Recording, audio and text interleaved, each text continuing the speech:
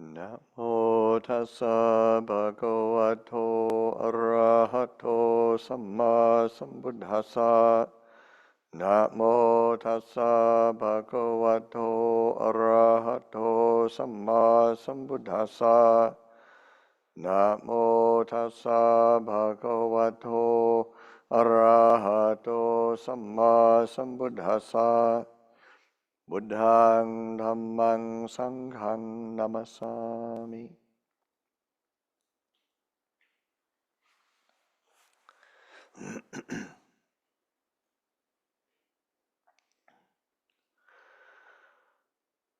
Okay, so welcome everyone. It's a beginning of a new era. The very first sort of day of Jessica sort of officially as the, of course you've been doing it off and on and been here forever, but this is the official day of your being the spiritual advisor, spiritual leader of Portland Friends of Dhamma. So wonderful. And then Sakula is here in her official retired elder position.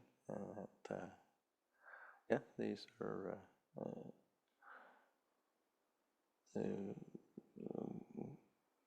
time passes and things happen, and it's like being able to adapt to change. This is what say the Buddha's teaching is all about. Think of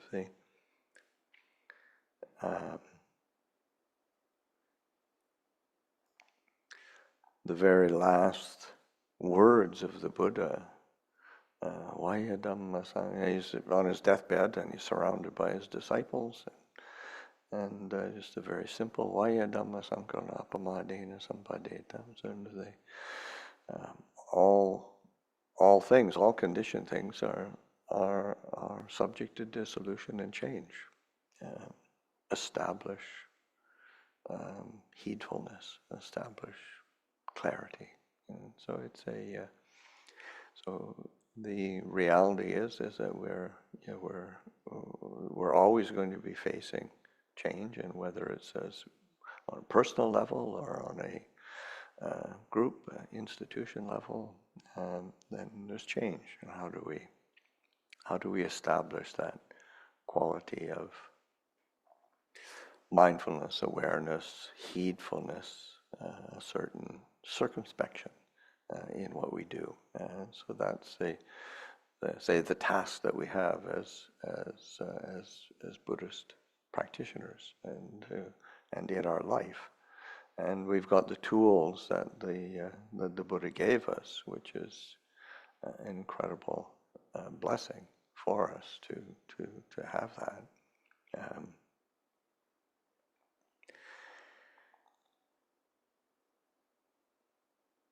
Think of the story of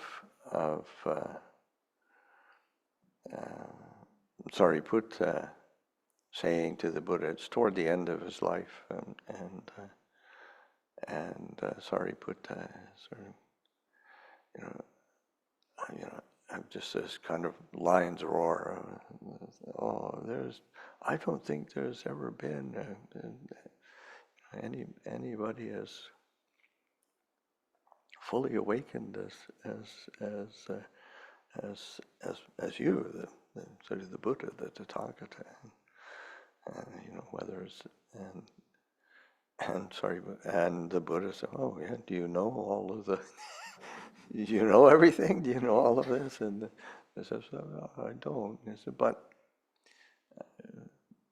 I do know, like just basically from extrapolation, that in order for anybody to, in the same way that if there were a watchman who was a guard for of a fortress gate, that nothing can come in or go out. Everything has to come in this one way. In the same way,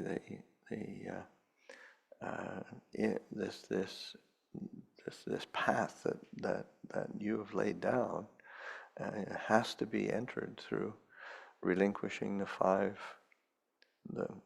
hindrances, establishing the four foundations of mindfulness, being replete in the seven factors of awakening. Everything has to come in through this doorway.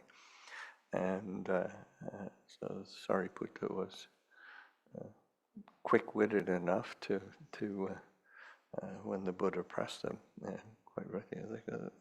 But I think it was that story always kind of strikes me. The Buddha was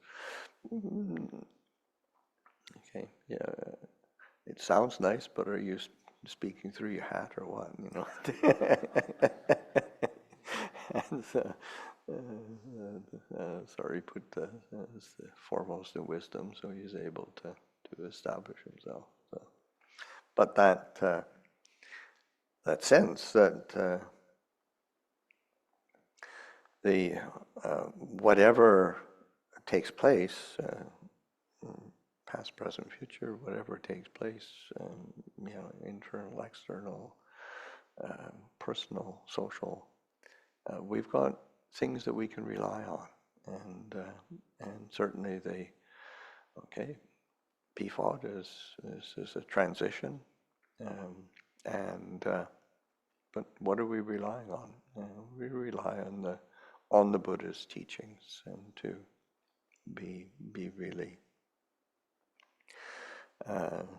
and say speaking for myself as as a teacher and a leader, all I can do is point back to the teachings, and Jessica as a new leader, kind of think what people looking to one to be something for them, which is what's going to happen.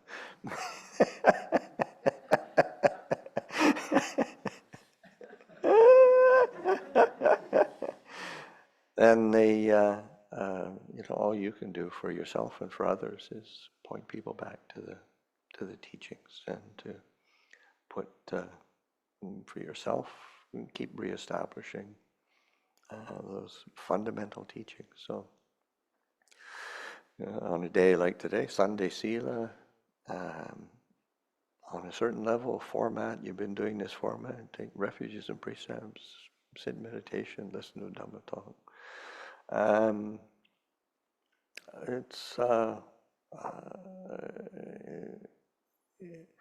It's not that we have to come up with anything new and exciting. It's just how do we breathe life into the fundamentals and the foundations that we do have, and that's really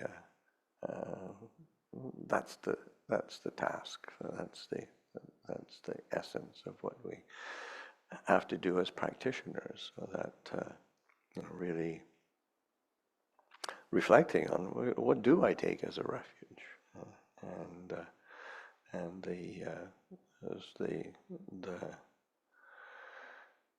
the reality is that the nature of the human mind is that it is always taking refuge in something,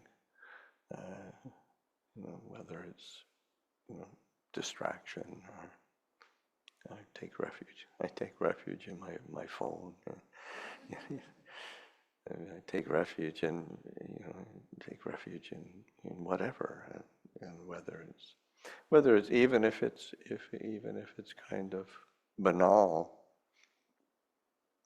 Just what do we do when we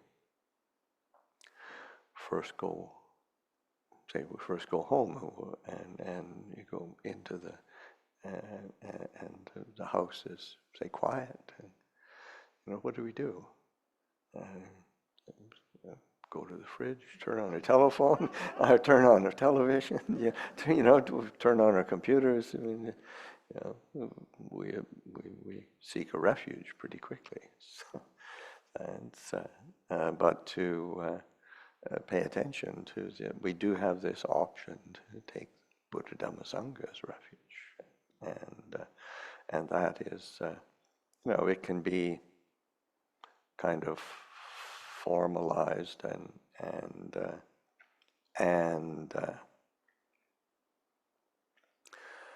become very ordinary to us, but it's so important to be as part of heedfulness. And the word that the Buddha used, that heedfulness, that circumspection, is that we can take the ordinary and be present with it in a fresh way, and that as being heedful, and so that picking up the refuges, picking up our sila, our precepts, in a way that allows us to breathe new life into them in a different way, and for it to rejuvenate the heart, bring a freshness to the heart. That when recollecting the Buddha, of course, there's we come into the hall here. There's a big Buddha image in front. It's very beautiful, but that's it's not the refuge.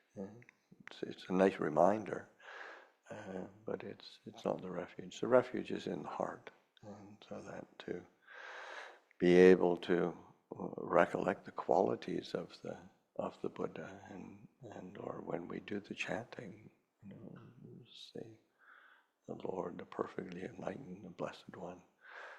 Even that in English, it's a bit stilted, but what those are pointing to are pointing to these traditional qualities that are considered the essence of the Buddha.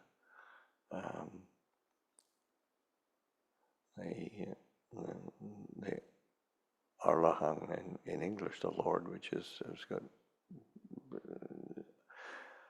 nobody's come up. I mean, you can go on to do essays about it, but it's all you want is a word or two that you can chant. But it's something referenced in Pali is the Arahang,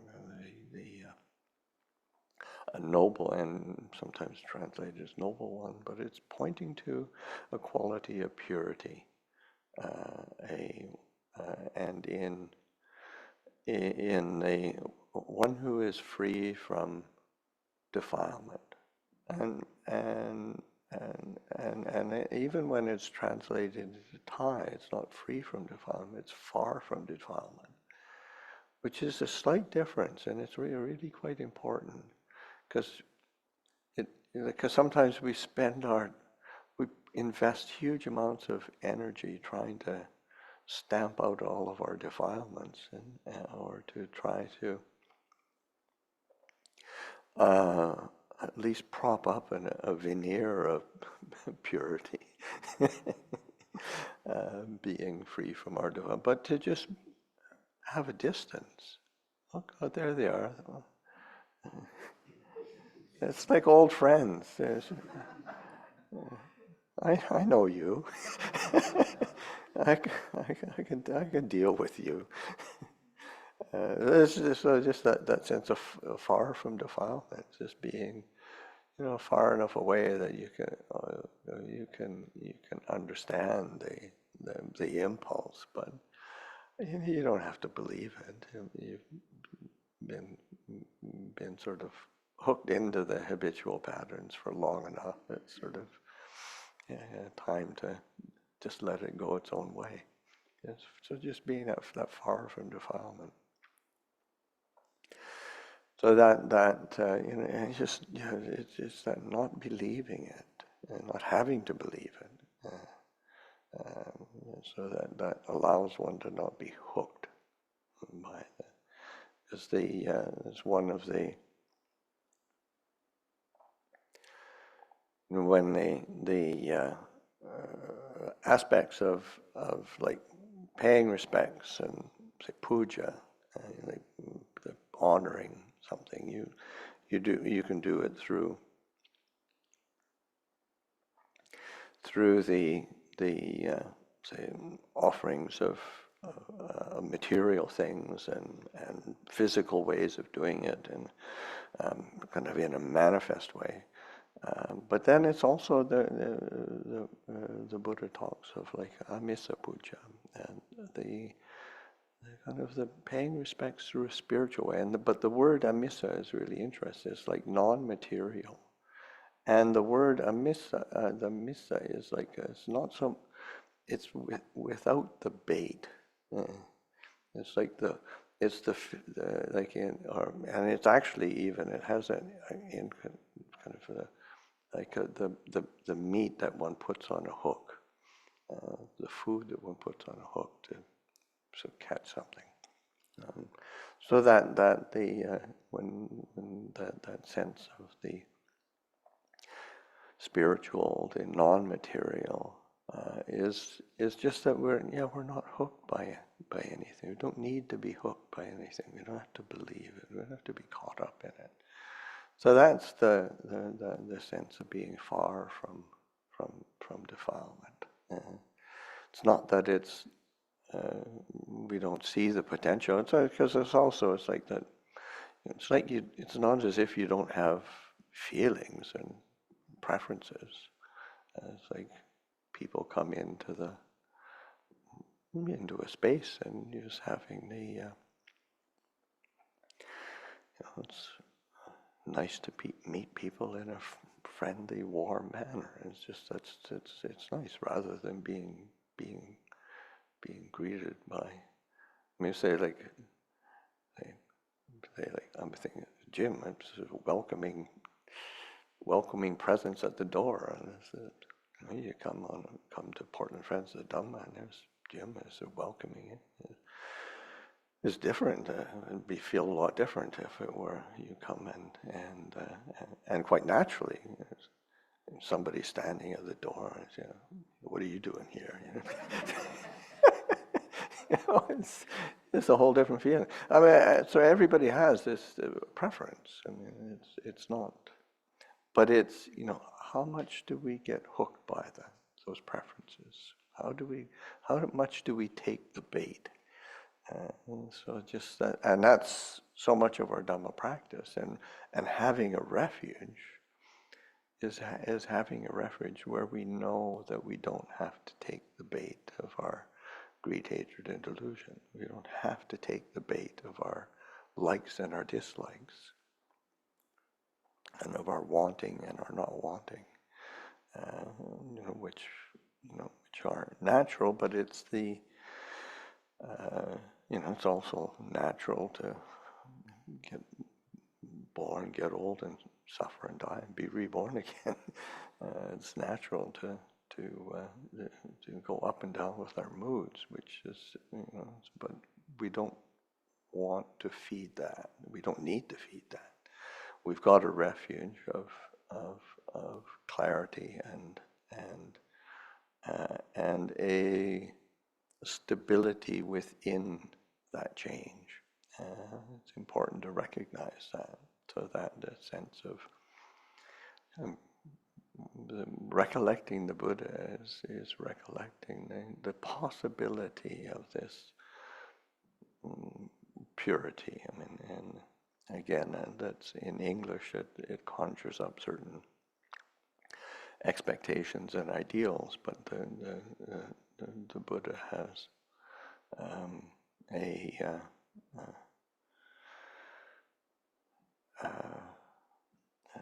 a perspective that allows us to, and I think also again, what comes to mind is It's a documentary. That was in the late 1970s, maybe early 80s. It was done by the BBC on the royal family of Thailand, and so it was an extensive documentary. I think it was like 2 hours long or something. And they had the interviewer, BBC interviewer, proper British sort of accent, talking with the king and asking him, because he's, as a king, and he's like a patron of all the religions, but in particular Buddhism is the dominant religion in Thailand, and so he was asking us, as a patron, you need to be involved and have a good knowledge of Buddhism. And the king is sort of agreeing, and said, "Well, what's the Buddha's perspective on original sin?" Which is not really a Buddhist concept, but a very Christian and very culturally connected with the Judeo-Christian kind of psyche. And the king looks really puzzled, sort of like, original sin, huh? And he said, well, actually, in Buddhism, we don't really think of in terms of original sin. We think more in terms of original purity. and so it's not as if everybody's perfectly kind of pure in an absolute sense, but we all have the potential. And we do, we get hooked by our passing moods, passing defilements, passing kind of preferences that we buy into, and that obscures the mind, obscures the heart, and we take that to be real. It's like, one of Ajahn Sumedho's latest, the T-shirts they had from Amravati. It's a quote from Ajahn Sumedho: "You are not your thoughts." Wow. What would that be like if we lived like that? If we didn't identify and buy into and assume solidity to our thoughts and think this is what I am. And you have a good thought, wow, if I'm a pretty good guy. But then, it's, how long can you prop that up? And it says, wow, I'm such a terrible person. But all it was a thought. And so that sense of recognition that underneath that there is this possibility of this purity, this radiance, and purity, and there's this sense of radiance that is possible, a brightness. So this is what the Buddha say, that the image of the Buddha, the symbol of the Buddha, is pointing out a possibility of refuge in this quality of purity, a possibility of purity. The arahant quality, when you say the arahant, there's one who is far from defilement. And Samma Sambuddho is pointing to the quality of wisdom, and say one who is awakened on his own. So that's in reference to the Buddha. And in that sense that say the Buddha himself didn't have a teacher who was able to say, this is the path, this is the truth, this is the way. But the Buddha himself was able to. It was his great distinguishing feature. But relying on the quality of wisdom or discernment, reflection, investigation. But that's a quality that we all have to take as refuge. We all have to cultivate our discernment and understanding, because it's again the way that we're hardwired. We follow our thoughts, we follow our moods. We get confused by the conflicting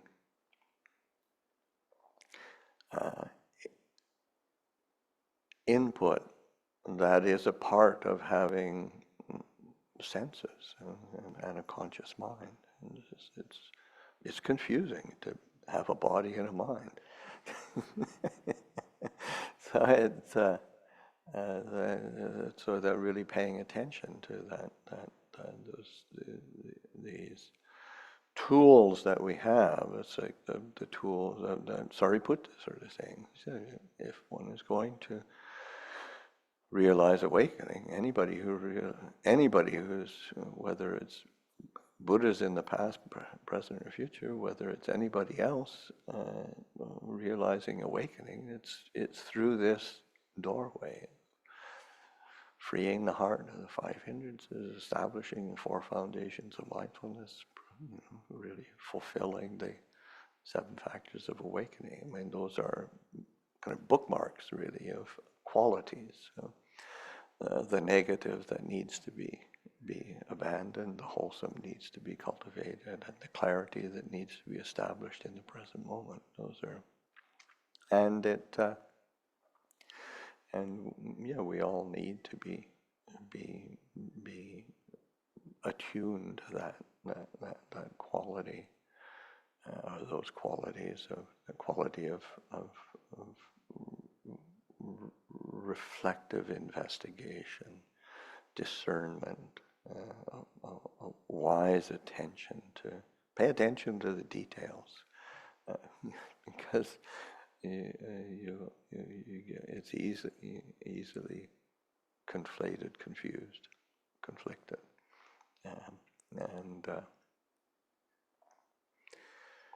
and again, it's like turning back to the teachings, because I remember Ajahn Chah sort of saying, we're even 2,500 years after the Buddha, we're incredibly blessed, because we have these teachings that we can be learning, studying, practicing, putting into our daily life. He said it's like the Buddha planted an orchard, and all we have to do is go in and pick the fruit. And so it's not quite that easy, but but still, I think it's important to recognize, without that, I don't know about anybody else, but I would certainly be lost. And so that sense of purity, wisdom. The last quality that is the recollection of the Buddha is compassion, the quality of the Buddha, quality of compassion. I was going to say, when we chant in Pali, like Arahang Samma Sambuddho Bhagawa. Bhagawa is translated as the Blessed One, but it's also the one who is blessed, one who brings blessings. And so this quality of compassion, so loving kindness, compassion, being well grounded in a sense of